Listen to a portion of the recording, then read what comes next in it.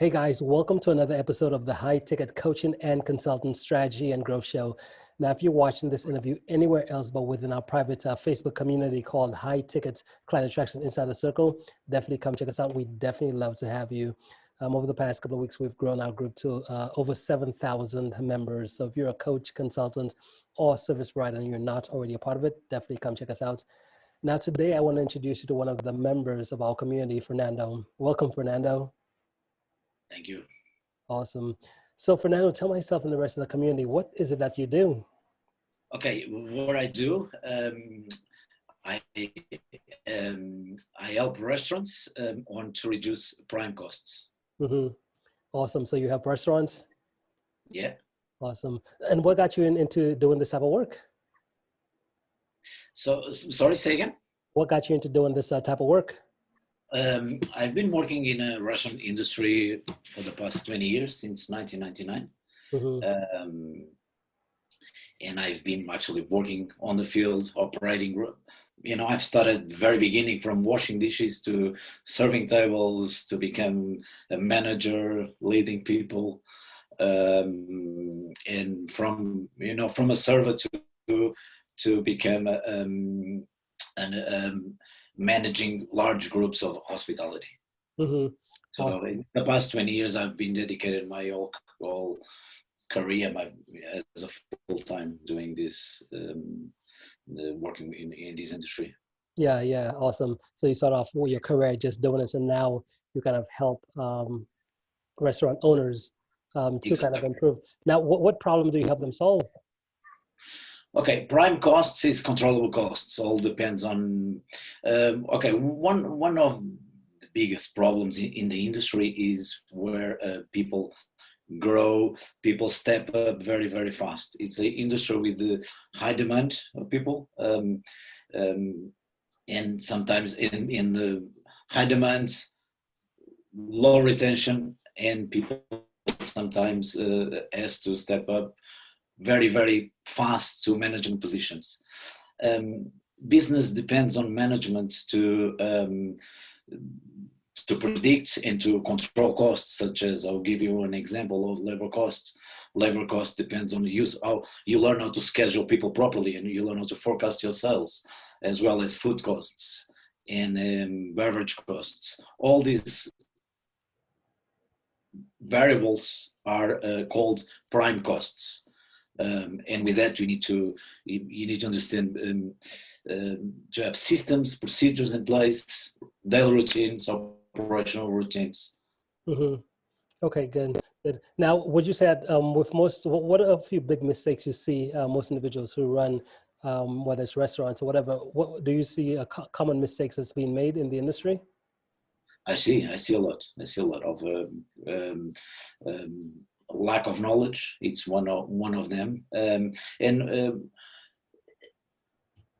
most of the people's. It's part of my coaching program is actually leveraging people's skills.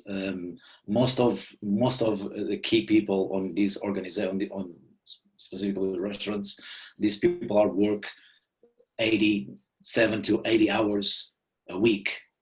Plus, they have all these managing financial tasks to handle. So most of the times, people get overwhelmed, and it all comes to affect profit margins. Mm-hmm. If you don't have a good structure, a good foundation, a good mental state, leadership skills, and a good procedures and systems in place, it all can, be honestly, most of restaurants, it's one of the reasons that most of the restaurants can close up and not being successful. Mm-hmm. Okay, and you said core mistake is really not leveraging the skills of other people? Exactly. Mm-hmm. Okay, now what do you mean by that? What does that look like? Is it someone who's a manager not being able to allocate resources? How does that look?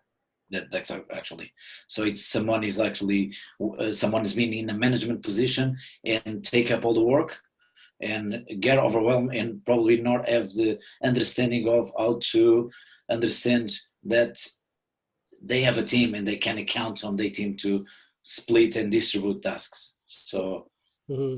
that's what I'm saying by that.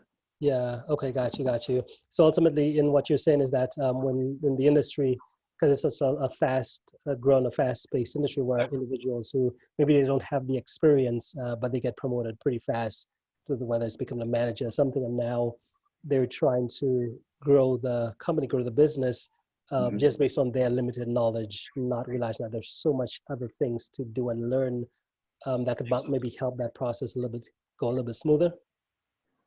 Exactly. And from my own experience, and I'll give an example. The last project I had was running even a big group of hospitality with 14 restaurants.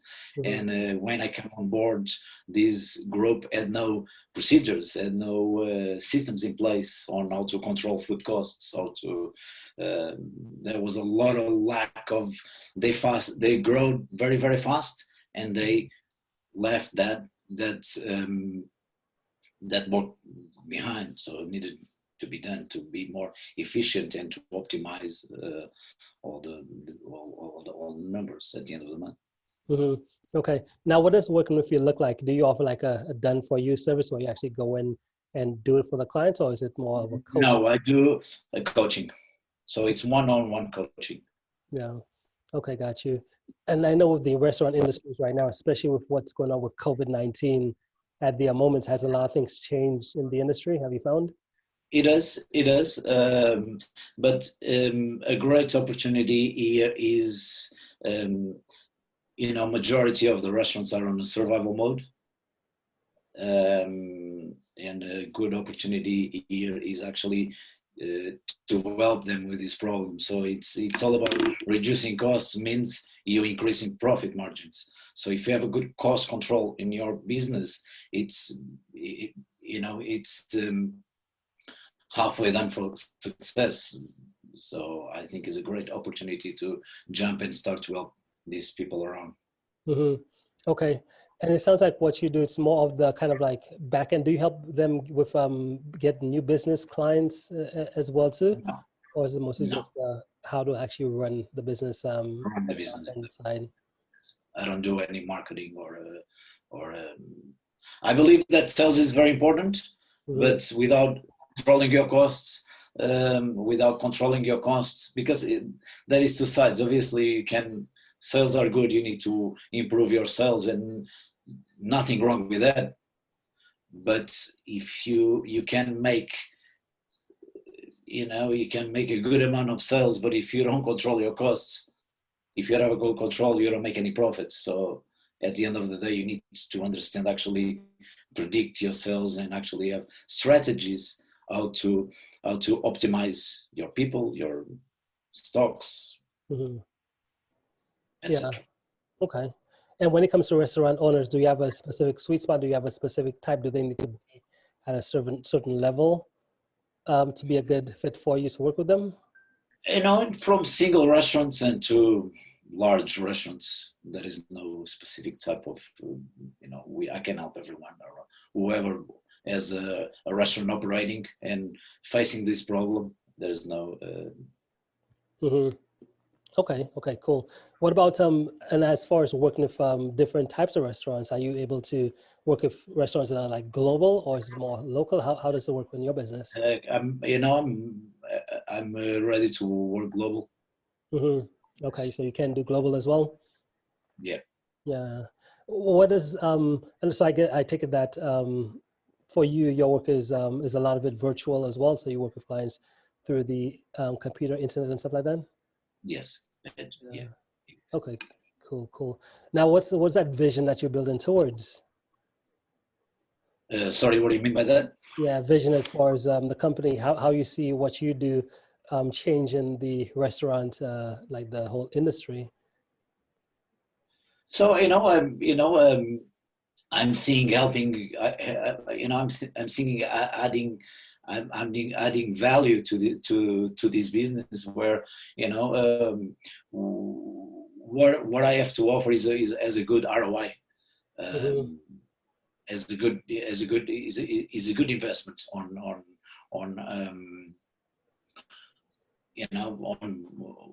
on the business health.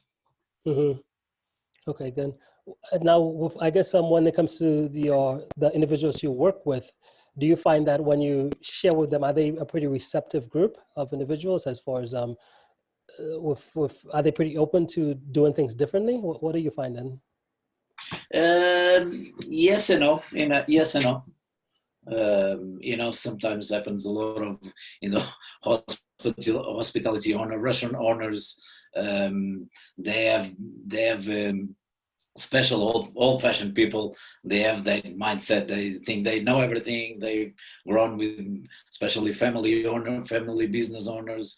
They really sometimes hard to change their minds. But most of them are more open-minded and understand actually an external vision to the business is is is beneficial. Mm-hmm.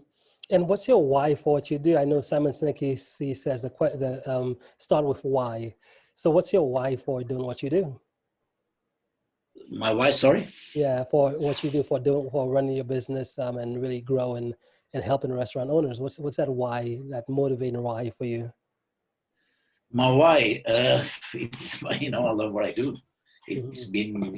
It's the reason, I've dedicated all my life to this. And the funny story is, always been operating and growing and trying to grow and on my career, or Mm-hmm. stepping up in positions from managing restaurants to becoming directing in large groups.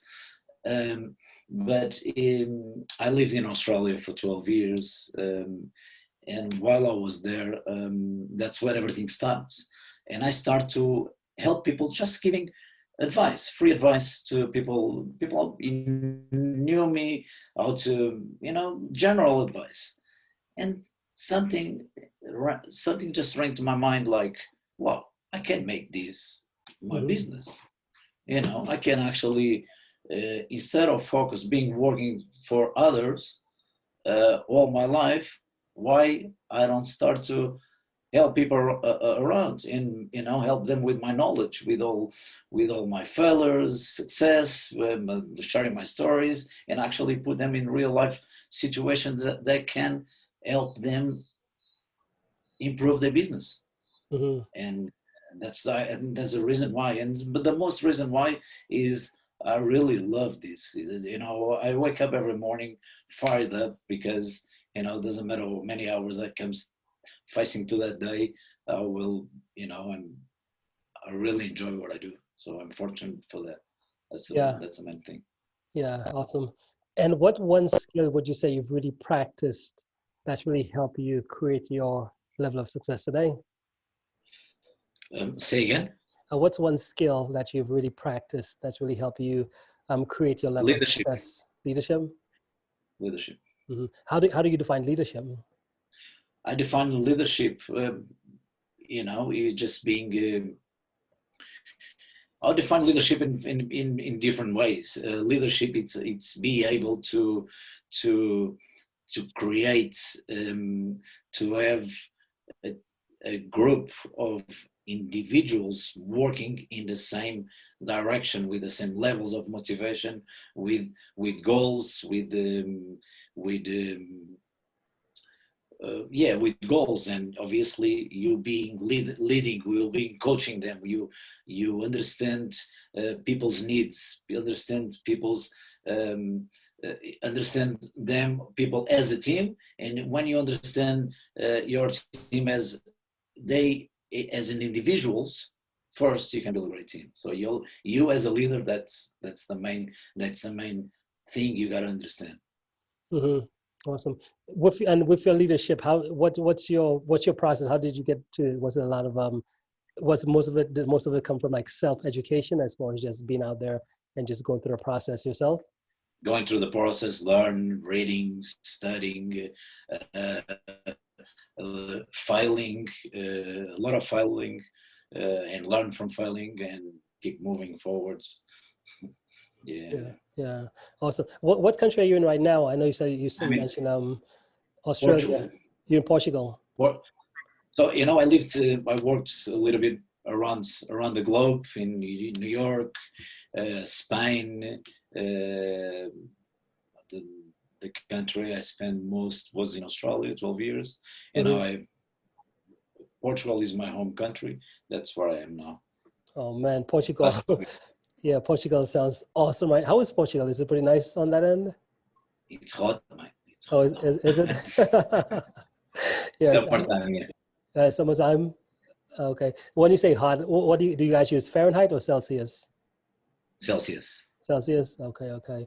But yeah, I'm in Indiana at the moment, and it's definitely pretty hot as well. So I think you go outside and you just start sweating for no reason. Yeah. Yeah. Good to Okay. lose weight. Was that? It's good to lose weight. Yes, yes. Yeah. Awesome. So how do you in terms of just your own education and learning and getting better, what do you, are you a big reader? Do you listen to podcasts? How do you get your current information? I do, and I read a lot of books. I'm a dropout school. Mm-hmm. First of all, I'm a dropout school, and I've done the courses along the way. But I've been 20 years working in restaurants, Mm-hmm. inside restaurants. Obviously, I learn all the ins and outs, but learn from a lot of people. Reading, from taking courses, or from certificates. I've got even spent 3 years doing diplomas, and yeah, Yeah. I keep doing. I keep listening to podcasts, and a lot on the internet. Yeah. Good value out there, that is useful. Mm-hmm. Awesome. And you said, was it you? I remember we talked a while back. Was you? Are you a surfer? Yes, I do. Oh, nice, nice. Have you hit any waves since we last spoke? Yeah, man. Oh, you have? Yes, we do. And tomorrow is a big weekend. Yes, Say I again? try to do like 3-4 times a day. 3 to 4 times a day? No, sorry, a day, a week. I'm Oh, surfing. oh, I was like, goodness, man, you live on the beach. They don't do anything else. Yeah, that's pretty fun, pretty fun. I haven't really gotten to surfing. I know I have a few friends they love surfing, but I just haven't got myself to do it. But it definitely sounds pretty fun, and I'll definitely test it out one of these days. Yeah, you should. You should. Yeah. How long does it is it a pretty complicated process to learn? How long would you say it would take a new Yeah, person? yeah. It takes a long. Depends what level you want to achieve, but Mhm. from a beginning to stand up and start going in waves is pretty fast. So Yeah. from that, you know, if you want to progress from that, it's a little bit challenging, because you all depends on the sea conditions to go, and it's Hmm. not you don't get the same wave. It's always inconsistent, so it's kind of fun, but the frustrating part, that's what makes a lot of fun, because Exactly. you always expect the perfect wave and never comes. Yeah. Yeah. That's true. That's true. But I think that's such a good thing as well too, to have those different types of hobbies, especially when you help business owners on these different things, because whether it's playing a sport, surfing or whatever, it kind of gives you this creative ability, right? It lets you think differently, lets you like get exposed to a different, at least from my perspective, a different way of thinking than It is. most other people, right? I do a lot from surfing. I do a lot of. I meditate every day. I work out every day. Every day, I do. I'm very active in sports, and try to keep my mind always clean and fresh. Mhm. Try to have a good sleep every day. Wake up, go to sleep early. I think is a good thing. By 9:30, 10 p.m. I always asleep. 4:35 p.m. I always awake. Mhm. Uh, and that's my daily routine. Yeah, awesome. Cool stuff. Okay, now if someone wanted to learn more about you and what you do and they wanted to connect, what's the best way for them to be able to do that? I've got a company called Res Profits, um, and I haven't got a website yet. I do have an email. It's fernando@resprofits.com, or people can even find me on LinkedIn or Facebook at the moment. Hmm.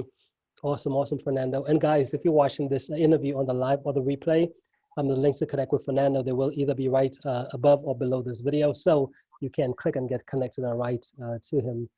Well, Fernando, hey man, thank you so much for stopping by and sharing what it is that you do with myself and the community. Really appreciate it. Do you have any final thoughts before we end? Thank you very much. Then now it's, thanks for having me. It's a great pleasure to be here. And, sometimes listen to the other members of the team in your shows. It's fantastic. What are you guys doing out there? And I wish, for everyone good luck in your business, for everyone in the community, and hope we all, start to kick numbers. Awesome. Love it. Love it. Well, again, thank you, and we'll talk soon.